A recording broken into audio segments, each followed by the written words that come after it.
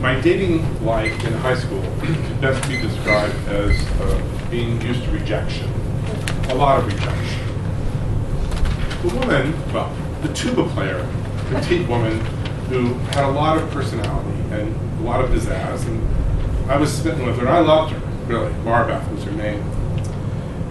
But things didn't work out because Marbeth was in love with my best friend, Howie, and well, that didn't work out because actually Howie was in love with me.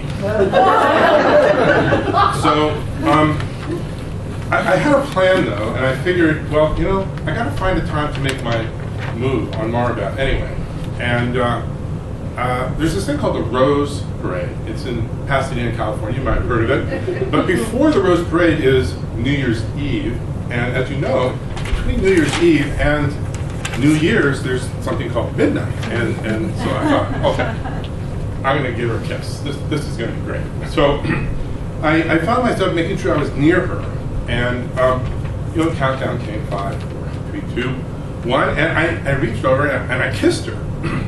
And her eyes opened up. And then they opened up more. Not in a good way.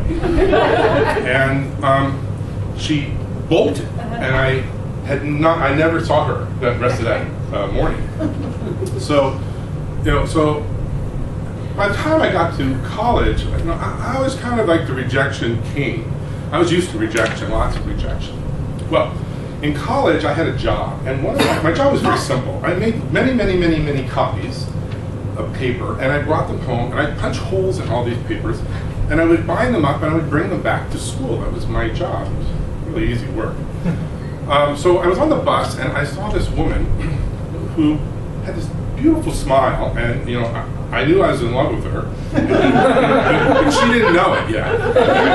So she got off at the same stop, and I got off in the same stop, and we kind of walked across the street. I caught up to her, and I said, "Wow, you have a really big smile on your face." She said, "You have a really big box that you're holding on your shoulders." And I asked her her name. She said her name was Anne, and I'm up her singing, and I didn't really hear the name, but I went on and I was chatting it up, and I said, "Well, you know, what are you studying in school?" And she says, "Well, I'm studying public health." And I said to her, "Well, is the public healthy?" Seemed like a good question. And she said, "Well, they haven't told us that. We have to, right before graduation, they let you know." This is a really great girl. I like this girl. So we split different directions. She went left, I went right, and I went to this thing called phone booth. I mean, many people, young people don't know what those are, but inside the phone booth, there's a phone, and you pick up the phone and you dial 411. I said, "I'd like to have a phone number for," and oh, they said, "What city?" I said, "It's Santa Monica." I said, "What's the name?" I said, "Ann Hepperstein? Hallerstein? Oh, crap. I'm not a very good speller. But I couldn't figure out how to spell the name, and she said, "Well, if you don't give me the name, I can't give you the number." So I said, "Oh, crap." So I hang up the phone, and I said, "You know, she was walking in this direction. She was a really smart girl, and you know, the library's over there, and maybe she went to the library." So I go over, and I go in the library. It's a big, vast, open space. You know, they're kind of quiet places, and libraries are. And I'm kind of a loud voice. Okay, now, I did not stand up on the table saying, "Where's Anne?" I did not do that. But I did talk kind of loud. And she was with a group of her friends, and she kind of was concerned, obviously, and she kind of pulled me out, and she actually gave me her name and her address and her phone number. So the next day, I actually decided, hey, I'm going to go get her a card. So I went to the student center and got a card. It was a great card. I thought it was a great card. "Congratulations, you have won a date with," open it up, write my name in it, put it in an envelope, mailed it to her, and I didn't hear anything for a long time. Well, I had her number, I called her, and she was a very good student. She was always studying and had things to do, and you know, nothing really happened. And I'd see her on campus sometimes, and she was always busy, and I don't know. There's lots of ways to say no, and I think I heard all of them. And I thought, you know what? I'm going to try one more time.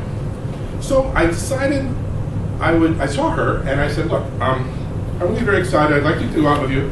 I have these tickets to the UCLA USC basketball game. These are like big deal." and I really like to go with you. And she said, no. And I was like kind of rejected, and I started walking away. And she goes, well, and she said something. I turned back, and she said to me, well, I don't really like sports. I don't like sports either. And so she kind of said, well, how about a movie? So I like to think back to my time in high school. Marbeth, rejection, and I think Marbeth actually taught me a really important lesson, which is perseverance is really important. And so at this time, I can say, Anna and I have been married for more than 30 years. Oh. It's been great. We have never been to a basketball game.